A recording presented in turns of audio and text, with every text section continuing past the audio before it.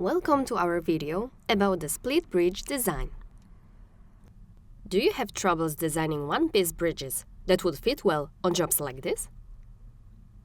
For this, we have developed an easy solution which allows you to create a split bridge construction containing two different insertion directions. Now let's see how you can actually do this. Depending on your needs, you have three options. First, anatomical frame layer with anatomical copings, pontics, and connector. Second, frame layer with single copings, pontics, and connector. Third, anatomical layer with crowns, crown pontics, and connector.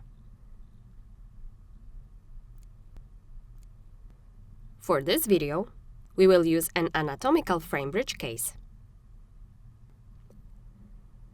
As you can see here, with a case like this, we would have problems designing a one-piece bridge that fits well on top of these two dies because of the big difference between the insertion directions.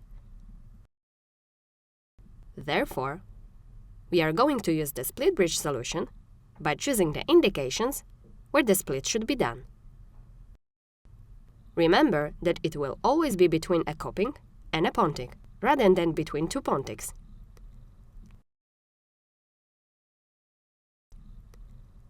Let's move on.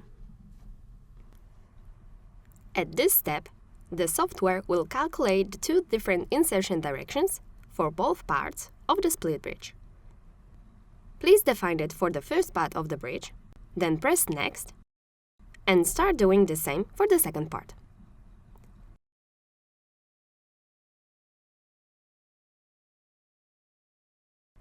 At this point, please specify as usual the margin line,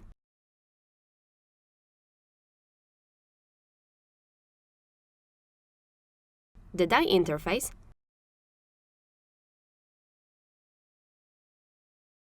and the anatomy design, and then proceed to the frame design step. These steps are the same as if the bridge was not the split construction. On the frame design step, you can see the difference between a one-piece bridge and the split one, which is the absence of one connector. This is actually the area which is going to be designed at the next step. In the finalize step, you can design and perform an actual split within three sub-steps. At the first sub-step, attachment design, you are about to construct and position the male part, which is going to be subtract from the pontic to create the sliding mechanism. Remember that the attachment is locked with the same insertion direction as the female part, so it fits nicely in it after the male part is positioned. For a stable structure, please make sure that the head of that attachment is placed in parallel with the alveolar bone.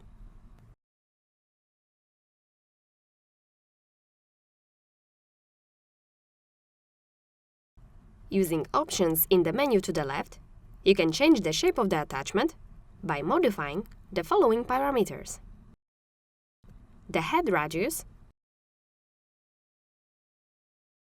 the neck,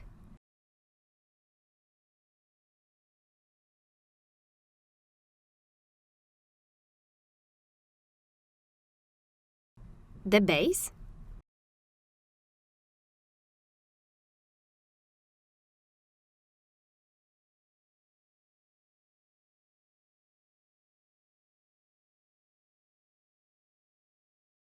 and the tapering angle.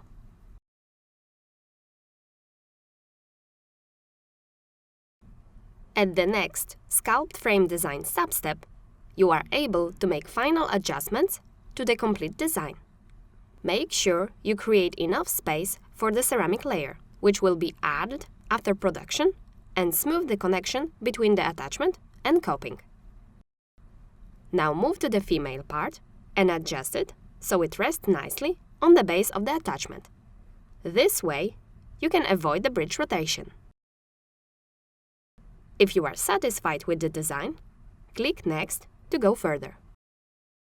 The final split bridge sub-step allows you to define the friction between the male and female parts of the bridge.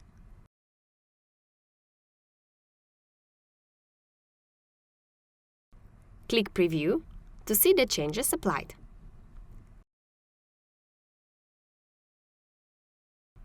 Remember that the male part always goes first, and then you can fit the female part on top. Click Next to go to the Save step. If you are satisfied with your design, click Close to save it and send it for manufacturing. Otherwise, you can always go back and redesign the bridge. We hope this was helpful. Thank you for watching.